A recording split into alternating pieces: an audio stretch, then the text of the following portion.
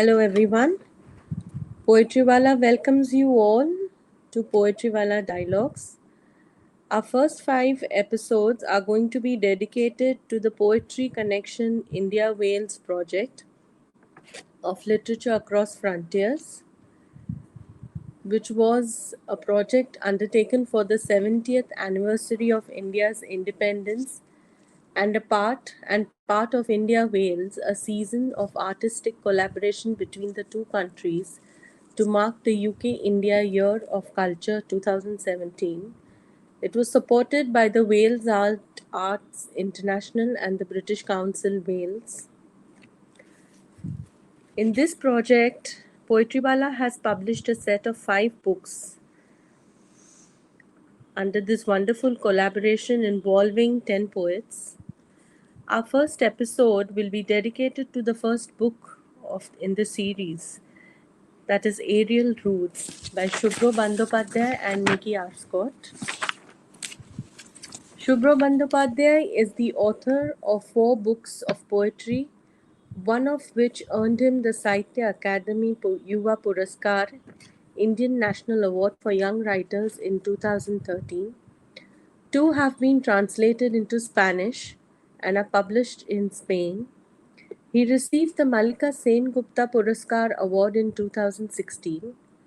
A Bengali biographer of Pablo Neruda, he has received the Antonio Machado International Poetry Fellowship from the Government of Spain and Poetas de Otros Mundos distinction from Fondo Poético International Spain.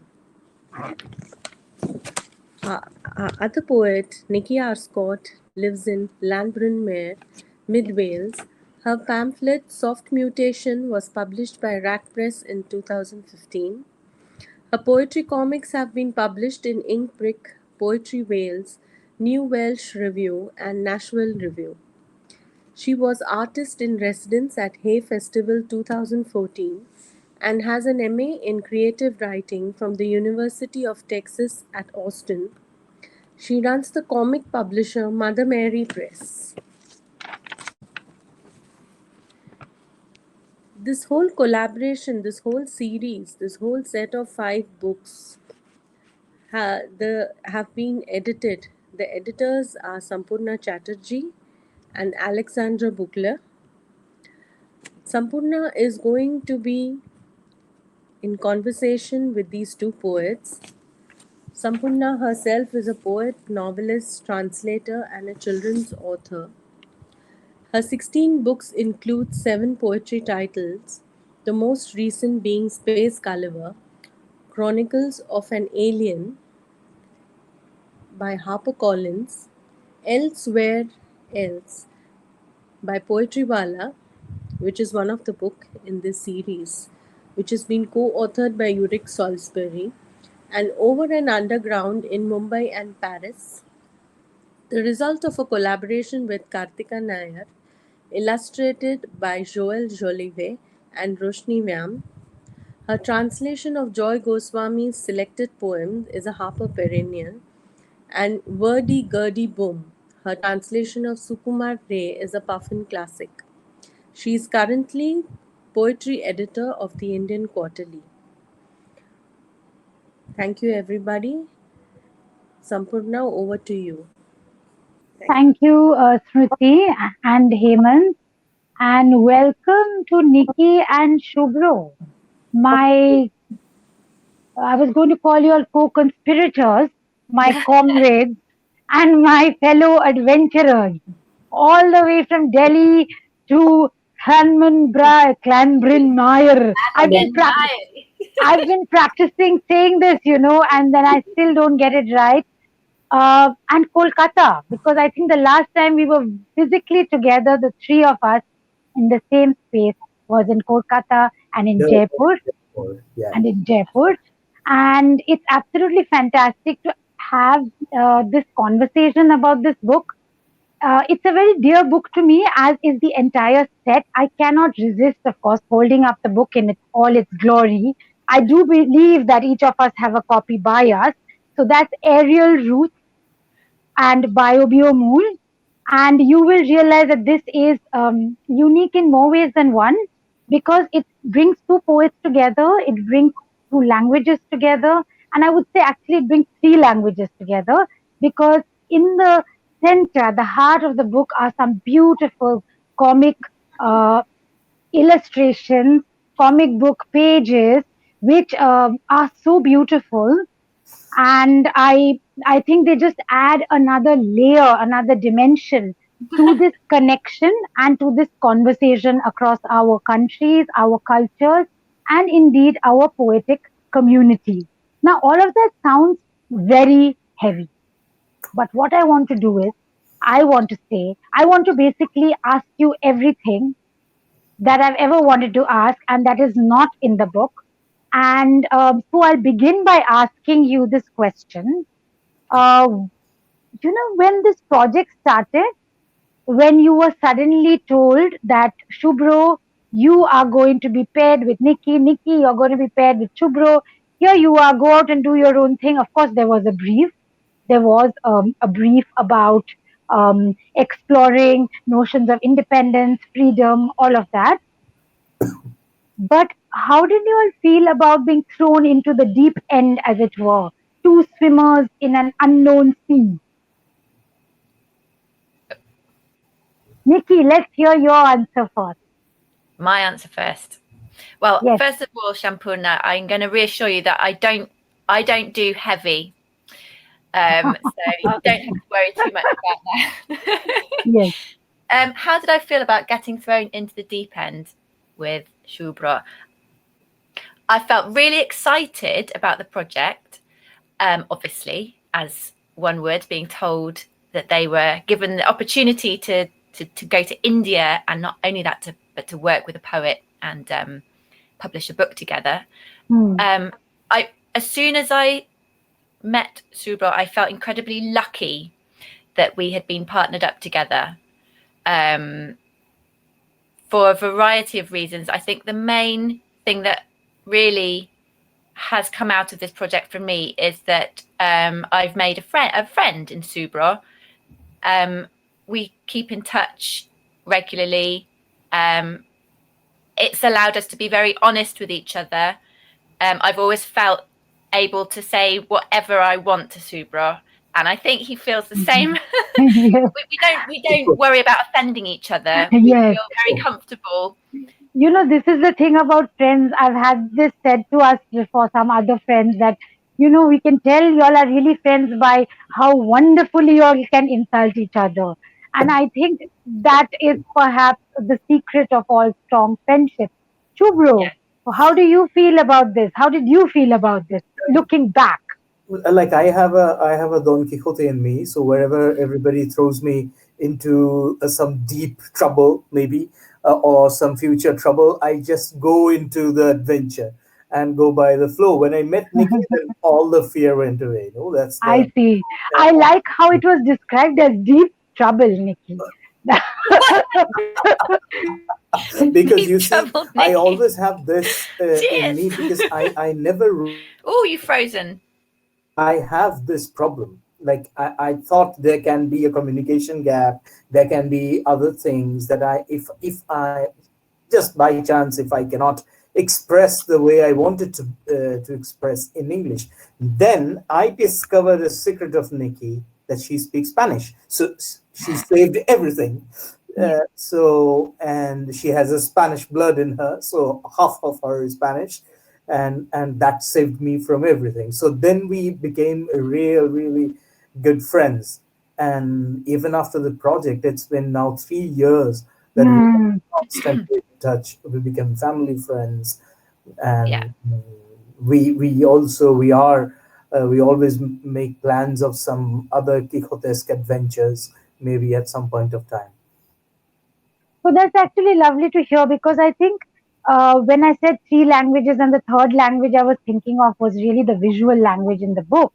Yeah, But between the two, I had forgotten that there was this very important third language, that was Spanish. Spanish. And, I've actually, this is the wonderful thing about revisiting books, that when you're working on them, it's like you're focusing on the little details, and you're As Smriti mentioned, I was a series editor along with Alexandra Büchler, I must add, of literature across frontiers. And I remember being in that moment very bogged down in the detail of getting the English text and the Bangla text to sit correctly with each other.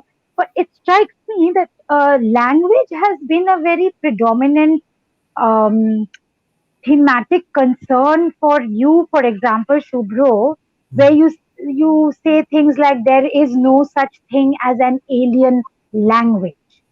Uh, Language has seen many battles. The dormant language, it suddenly these phrases kept leaping out at me, and I do know that Nikki, you are also learning Welsh. You've been learning Welsh, and you're, I think, speaking it with greater fluency. Are you not? So can you just share with our viewers here in India, because we take it for granted. In India, we take this kind of multilingualism a bit for granted. Yeah. But what interests me here is that how surprising the combination of languages may be. And so, could you each talk a little bit about that, your relationship with the languages, and how that kind of played a role in your conversation and eventual collaboration?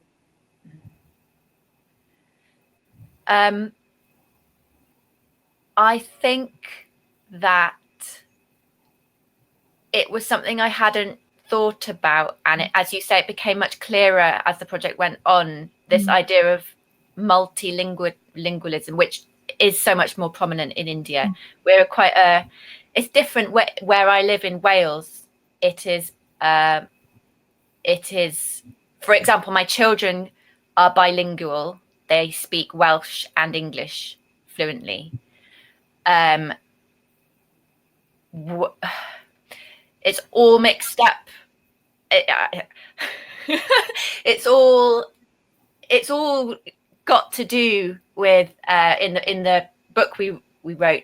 I think it's all very mixed up. It's all very complicated. That I feel as though colonialism was such a big part of what we were writing about with this book.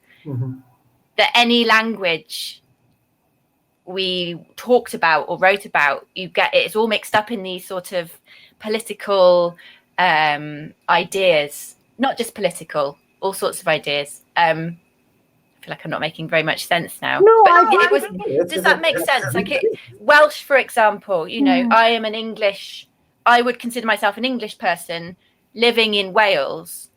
I'm learning the language. Spanish is more, it's something within me that I hadn't thought. I thought a lot more about my links with Spain through this project. And then obviously going to India and seeing the way English is used there or not used there, learning about Bengali and all these other languages. It was amazing to just suddenly this whole world opening up and really been given the opportunity to explore the way these languages work together. And to explode to some extent, for me, like it was the way Nikki was telling me, like for her and for me, on behalf of us, I can see that there was a constant element of surprise. She was surprised by India. I was surprised by the way English language is spoken. For instance, that famous discovery, famous I say among us, that discovery of brinjal. Yeah, the aubergine. I knew we were going to get to the aubergine moment. Call it aubergine, as he has a poem here called "Call It Aubergine." That's of course the English title. Yeah. So when that moment of epiphany happened, the Bengali title is called in Bengal we say begun. Aubergine. So begun, right you are. And then the first time when I and Nikki we were passing through a market very close to the center of the town, I discovered in a supermarket it was written, and I knew that brinjal, and Nikki never heard that word in her life. So then it suddenly struck me. Where, because for you, maybe Sampurna, because you traveled a lot to the UK, you know the word and you have, but I never had been to UK. So I never saw in a supermarket the day-to-day word for brinjal that we do. And then I started getting into the deep and the linguistic root, because yes, the language is a big concern for me. For as a practicing linguist, it is always there. Some sort of linguistic map, I have it in me. Hmm. And in Wales I discovered another thing for me that's very important, because in Wales people are getting back to the Welsh. Mm. They are trying to explore the possibilities of their ancient language. Mhm. And even I had friends in Calcutta, Eric told us that maybe uh, Wales was the first and the last colony of Britain, of England. And in Victoria Memorial, as it is the symbol of the Raj here in India. And then I discovered, yes, Eric, writers like Eric and people like many of them, I met all your friends there who write in Welsh. So that was something, really a discovery for me, because on the same time in Spain, it was happening with Catalan language, Yes. it was happening with Catalonia, all the political statements because of the language. And as you asked me, language has seen many battles, because in within me it's always there, because Bangla is probably the only language that has seen people dying for the language. So we Hmm. have a, like, when Bangladesh was born, the a country was born just because of a language. The colonizers divided the country according to the religion, and then came the linguistic identity, and the language surpassed the religious identity, and that doesn't really happen quite often in the whole world. But Hmm. then it happened in places in Wales. They're taking they're going back to Welsh. In Catalonia they have resisted Castellano, that Spanish, Castilian Mm. Spanish. In Galicia they resisted Castilian Spanish. In Basque country they resisted Spanish. So they are all bilingual, but there's no harm in it to be a No. bilingual. You So in can that, learn as many languages. yes, Yeah. in that So case, it these occurs to battles were me, there. hmm, because this whole thing about resistance is a word that rings the note that one likes to hear in any conversation about poetry. And in that case, I would also like to ask Nikki this question, because, as you say, you're let's say, an English person with who feels very closely allied to your Spanish self and embedded in Wales. And it's all very complicated. When you said when it's complicated, I was thinking of the Bengali word khichuri, which is basically like a mishmash. And I was trying to say, okay, maybe that is a way in which one can um, accept. Here I want to Yes, introduce a very old word. I don't know in England they say it or not. Hodgepodge. yes, Hotchpotch. a hodgepodge or a mishmash. But A I think, smorgasbord. hmm, No, a that's not small, right. no, that's That's too That's elegant. different, isn't This it? is more that's of the true. muddle. I like the idea of the muddle, A because, mishmash. a That's true. mishmash. Because in Yes. again, when translating Shukumar Rai into Bangla, he has a poem called Khichuri, which is about the strange mutations where different creatures find that they are turning into other creatures. So it's a poem that rings very true to who we are and how we evolve, in this difficult life that we are given. But Mhm. Nikki, I'm very interested in your ability, your calm, almost calm and insouciant ability to navigate this morass, as it were. And you have been here before, is a line where you, in one of the poems here, you actually begin with that line, I have been here before. and I could feel I got a little bit of goose flesh, because I was like, oh my God, this is like deja vu. So did you have deja vu? And can you tell us a little bit about that poem, which I like very much, um, about your beforeness? This is before Shubro happened. This is Before before Shubro, Bangla. my India This, experience. yes, please do Okay, share that. Yes. I can tell you about that experience. How old was I? 20. I came to India, and I ended up by myself for some of the time there, and I was very unprepared, very kind of very naive, unprepared, and got myself into a bit of trouble. Not bad. And then went off to Goa and sat on a beach for a few weeks, as you do, as so many people of that age from Britain Yes. do. Drank cocktails, went home again. And it was like a different, very different. I felt almost as though the second trip to India was part of my going there was in order to recalibrate what it is that I was doing in India. What was my place there? It's not to go and sit on a beach in Goa and drink cocktails, is it really? Although, yeah, I did get a poem out of it. I think there's a sort of,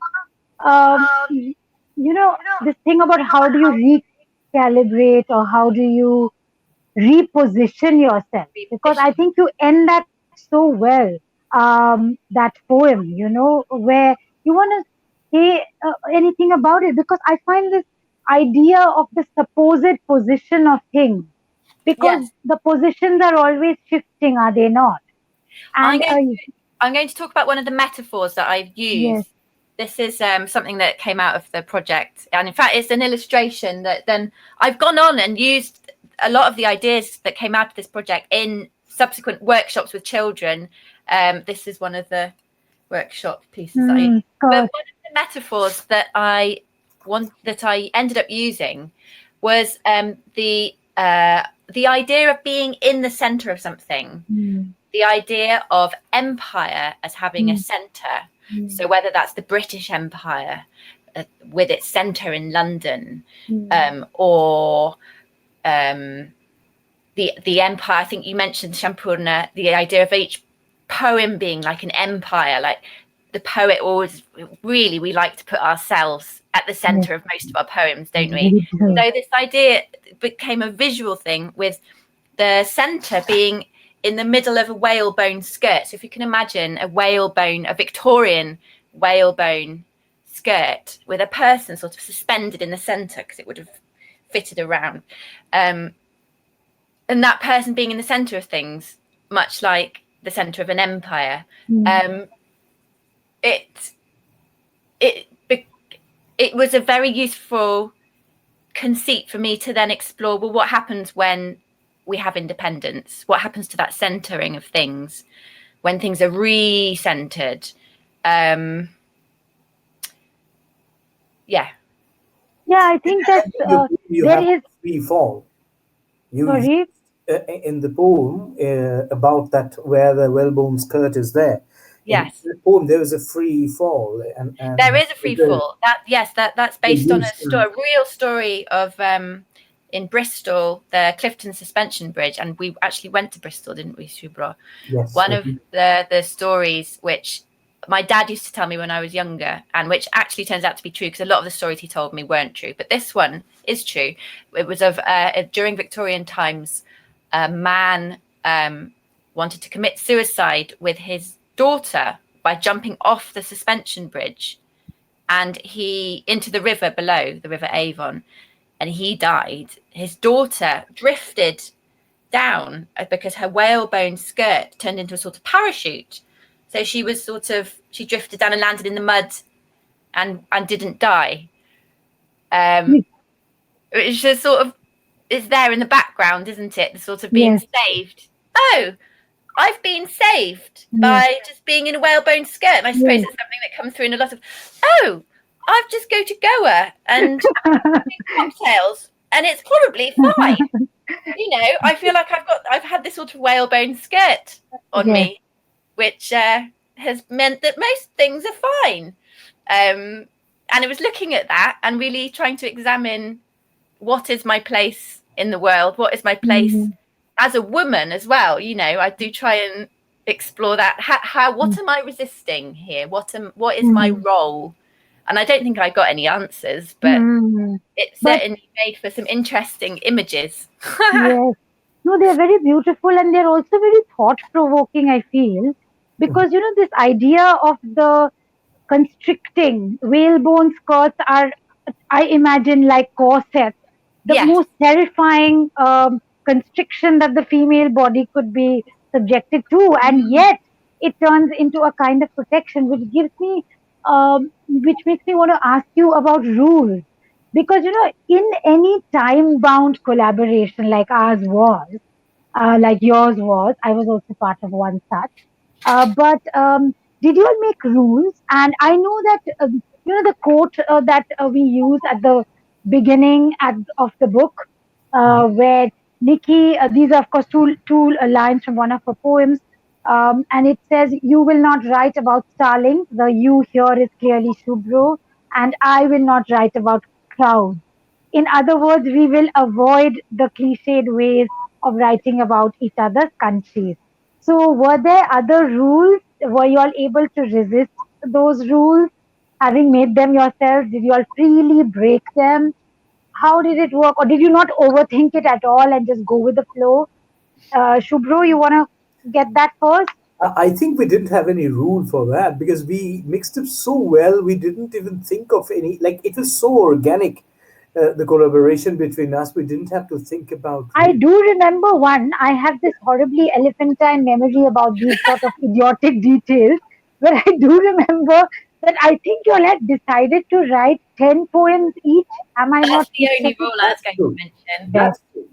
So that was like, and I like to imagine, I like to think in the retrospective way that we can create any fiction out of any process, that this was also a rule, you know. I like to say, okay, they made this a rule. It's nice to know that it wasn't a rule, but No, yes. It was a rule. Subhro was the enforcer of the rule as well. I had lots of when's your next poem coming? Come on, gosh. Where's your poem? So did you all do call response? Did you all say, okay, you write, then I'll write, then you write, then I'll write? Or did you all just go together? Subhro, Come do you want on. to do that? Yeah, tell us. One thing I will say is that we did try, there are questions posed in Subhro's poems, which I tried to answer in mine. Exactly. Could you give us an example, Shubhro, a question that you asked Nicky, which led to a poem? And then we have to talk about mud. This is very important. Mud. Yes, we have to talk about mud and we have to talk about cheese. Cheese? So, not cheese. Oh, sorry. We could talk about cheese because there is excellent cheese available in that lovely treehouse cafe in Aberystwyth, Wales. So yes. There are, like, for instance, I can easily read one poem from Yes, please. Multitude of Freedoms. Yes, please. Those are your translations, Sampurna. I would read your translations here because this has a little story. And again, this is because of my naiveness and my lack of knowledge about the English vocabulary, English lexicon. And the thing is, wellies. We normally call them gumboots, and then I discovered in England they call it wellies, and that came from Duke of Wellington, and he designed it. And as a good Calcuttan, or I must say a good ex-Calcuttan, I remembered, well, we have a Wellington Square. Then I discovered that same Wellington went to Spain, and he was posted in Spain to protect Spain from French invasion. So again, it's a long process that worked in me. The same person who defended my beloved Spaniards from French invasion, and he was invader here in my country. So that confusion was there, and I started writing about this multitude of freedoms. Saragossa, 1812. We repeatedly want to flee from sunlit freedom to vaporous grammar. In the muscles of Goya's horse, the color of sunset, Duke Palafox in black, while close by friends wait, the English military.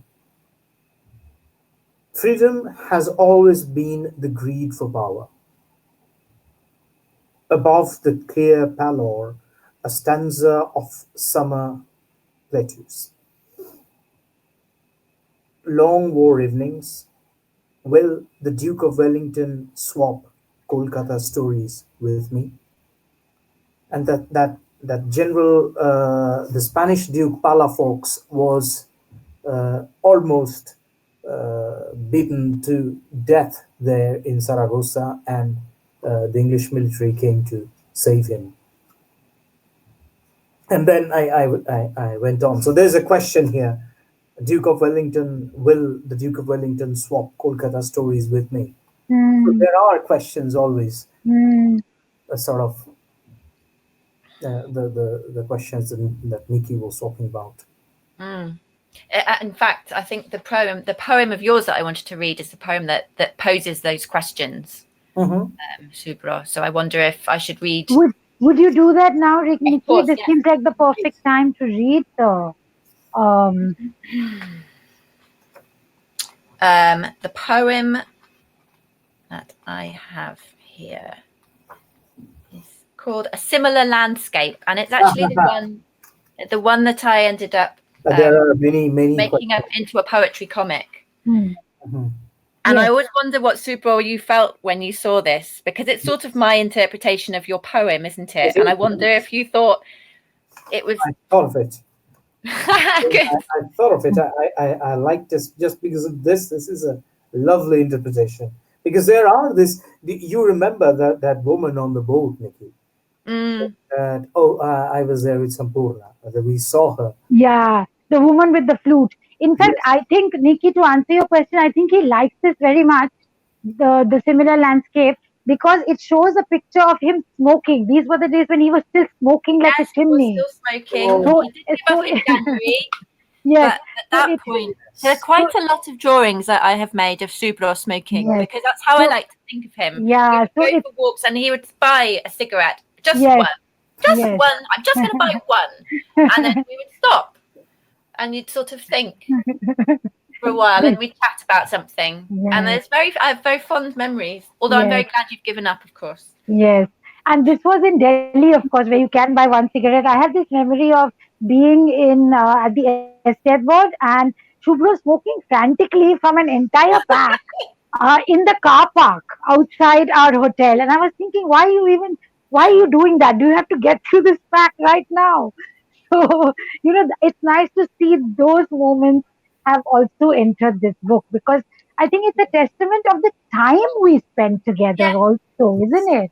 It's not just the poems sitting there like perfect things, which they are, I must add, because this is a gem of a book. So which is the poem? Are you going to read Similar Landscape for us, Nicky? Similar Landscape. Please, yes. Please.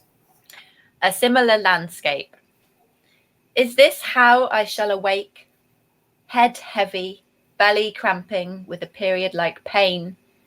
There is just one recurrent tune, R.D. Burman in the desert city night. Unknowingly, my legs tangled in this wonderful world's only immortality, polythene. Settlements irradiated by its light. It is here that my entire island self can be found, entwined in shops and semaphores. Can we lift our heads in this half-moon city of no rains, the way aerial roots lift their heads from sea salt? How do your nightmares arrive?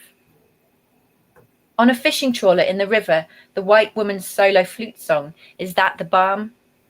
Even though you know soon high tide will come and wash all the old letters away. How will you hang on to the sour fruit and scentlessness of your wild roses. I point a finger at myself in the mirror. My solo voice is a black liquid coursing through the telephone.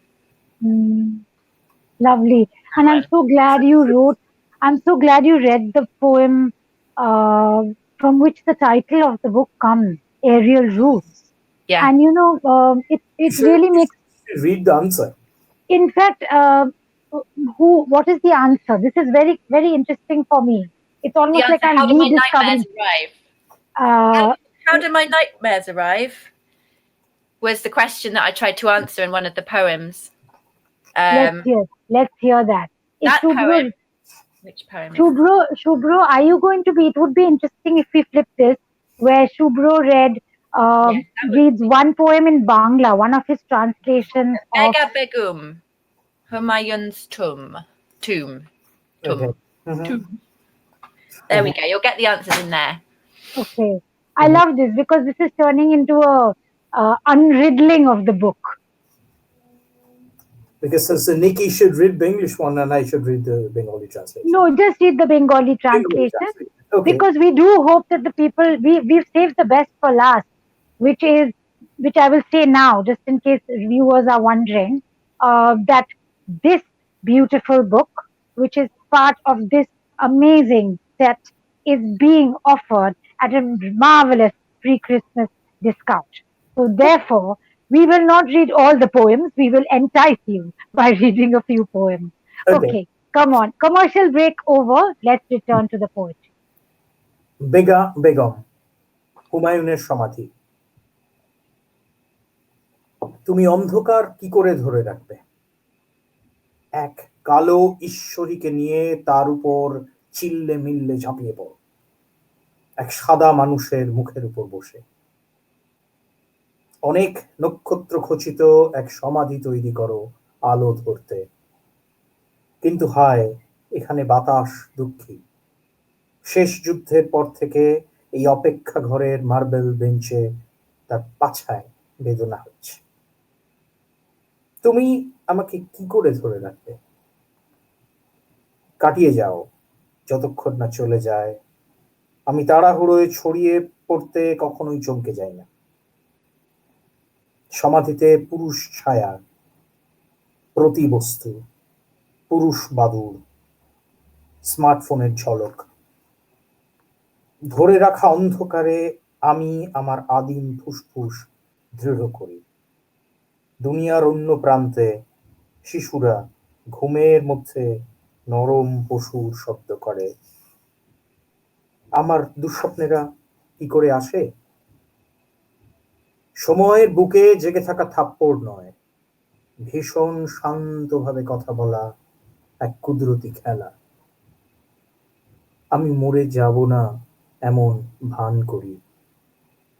তুমি জানো আমি এখানে তখনই আসতে পারবো যখন আমার সমস্ত ভালোবাসা তাদের জায়গায় ধরা থাকবে।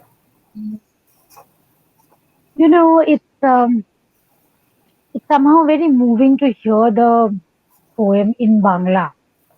Because with all my great love for translating from Bangla into English, sometimes I'm just caught off guard by just how beautiful Bangla sounds. It sounds like a really daft thing to say, but I think when hearing poetry in Bangla always makes me feel a little wobbly in the knees. But I wanted to, this thing about there is in this book, I feel not just that very strong sense of history and your own place and the desire to recenter the shifting sands really, which we call home in a sense. But I want to ask about the ecology. Would I be wrong in saying that there is a kind of ecological impulse that you also share in common? Would that be a false assumption? Because that's something when I was rereading the book prior to the conversation, it occurred to me that you all are both deeply concerned also about what is happening to the planet. How do we give back to the planet? do you want to say something about that, both of you, Nikki and Shubhro? And I would also, before I forget, would love to ask Nikki to read Social Forestry if she so wishes at Yeah. some point. It's a request from me because I haven't heard it. But if you could just say a little bit, because I have, Guys, um, so this what, ecology answer, yes, Nikki please. should answer it with social forestry. But before that, yeah, perhaps, but Open with there is something about the way in which, was it blackberries, Shubhro, where you were thinking there was something about picking berries. Am I imagining it? Was it real or is it in a poem? It's real. it's real. When we went to see the cemetery in Bristol Ah, yes, and we found the tomb, yes, the mausoleum, the grand yes. mausoleum, And there were blackberries, and there and were I Yeah. blackberries. there were blackberries, and um, I was wondering whether that strangeness of these new fruits, these new things, had a way of displacing as much as making you feel that you belong there. So, Shubhro, if you want to say anything about this ecological impulse that I feel is there in your poem, and then I would love to hear also from Nikki, Social Forestry. I'm looking for the poem which has that thing about plastic. Isn't that the poem called Dream? Yeah. There are two, three poems where Would you would plastic, you would you speak a little bit about that? Because I think it kind of links in with some of the because things that we discussed with the our Welsh friends. the first thing that came, that really, because we were probably we were when we were talking about many things, many new things for me there in Aberystwyth. I Nikki took me to a through a road, the higher road that goes down to the promenade, and she told me on that road that the this is a yeah. Uh, you had said the houses by the sea are cheaper. The waves rise, the houses break.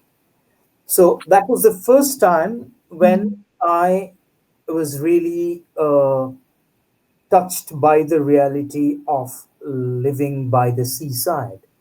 And it really struck me because I am from southern part of West Bengal, which is because of the global warming, the if everything doesn't stop right now, the sea level would rise, and my city, my hometown, would completely disappear. And although so it is the beginning of a nightmare mm, in that sense, that yeah, because in even in a coastal town with a rocky and surface and other mountainous landscapes, Aberystwyth faces everything there. The same problem is there because of the sea levels. Although that is not that sea level rise is not the question there. There's a question of the high tide, but it connected me to the question of sea level rise, and from that I started thinking about many other things. So it mm. came. And my wife is a researcher in social forestry, and Nick, his husband, also studied forestry, and he's a forester. Yes, and he's a forester. Yes, in fact, this is the So thing that this is a rare connection we have. completely, it's almost like magical. So, how did that? I mean, did you all end up talking about trees? I have this I have this image in my mind of you all talking about trees, and I think about the ants, and then I go into a little sort of fantastical land. So, Nikki, tell us a little more about this, and how did this? How did I guess it's almost like saying that the roots are deep.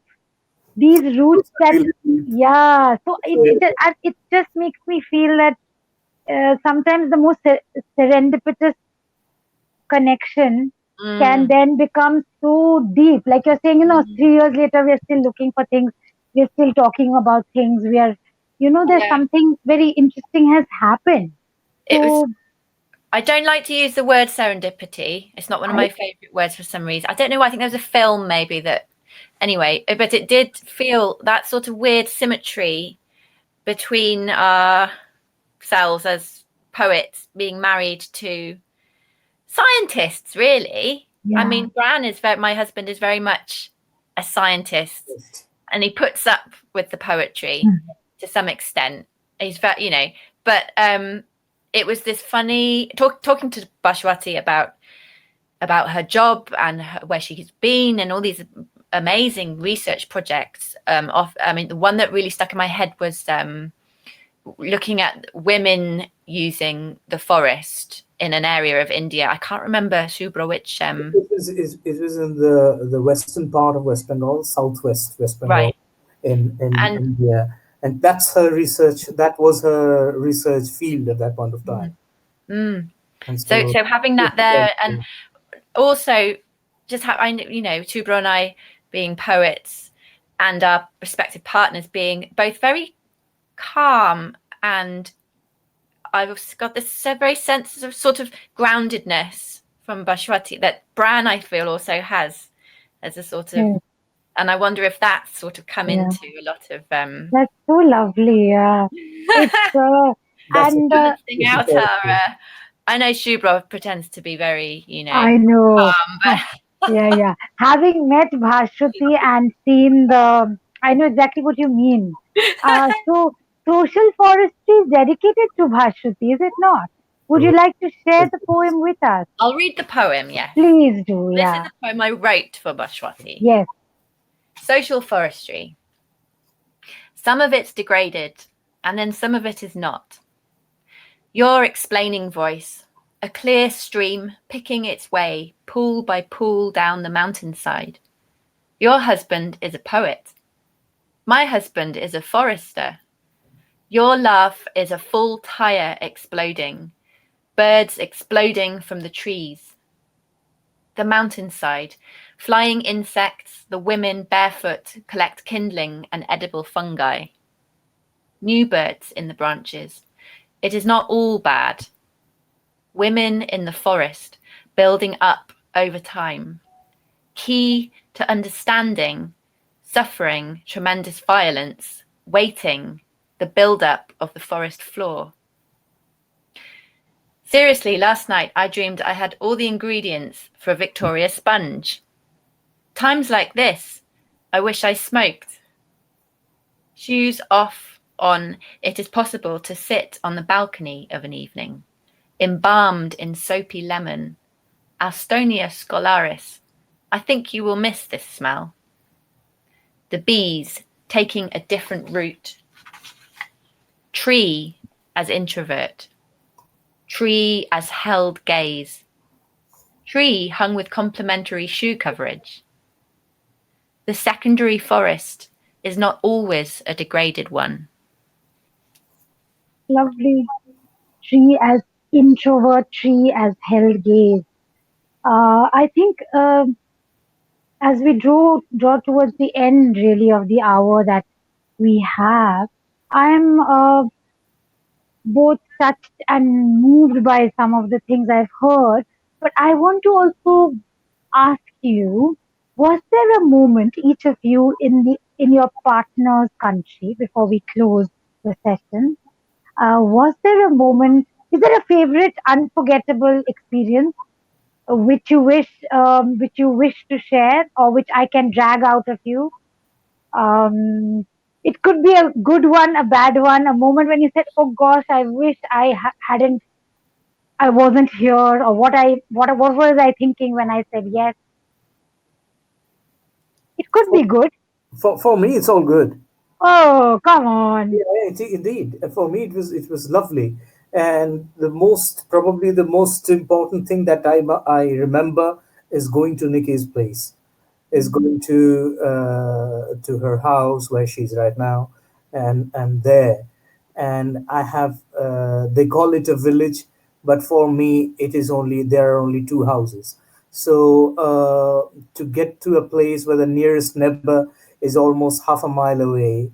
So that was a real surprise for me. And that was a lovely experience, the family experience, being friend with Bran, and spent that night in her place, and being with her children, and being with her pony, and like everything. It was so overwhelming. I can't really, I cannot forget that ever in my life. Oh, And You the wrote, you land. did write a poem as well, did you not? Would you read it? Because it's a small one. It's is it it And is also, I realized that, Nikki, I realized Shubhro can say the double L with just like that. While oh I've yeah, been you've got practicing all my life and I'm still not getting it because I'm so self-conscious. it. I know, I know. It's I spent one day not a walking throat around thing. my house. Kambamaya. It I've comes out done, here. I know. And because my book has the double L's in the title, I remember one day walking around the house, hissing like a snake, and my husband was a little worried. My husband is not a forester or a scientist, but he's also very calm and grounded. And he said, "Why is my wife going around the house hissing like a snake?" And I had to explain to him that I was just trying to say the Trying to double get L's. out the But letter. Shubhro has got it. Let's hear it. Come on. Now, don't let me down, Shubhro. Say it perfectly. No, there are there are two poems there. But will you read the one called, which has the title in it? Klambamaya. Nikki's hometown as the title? Klambamaya. Yes, please. 41, page 41. Yes, please. Stream-bed trees, ancient rain.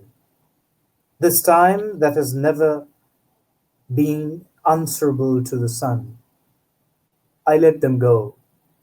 This deep, dark soil and these rocks want no words in their heads.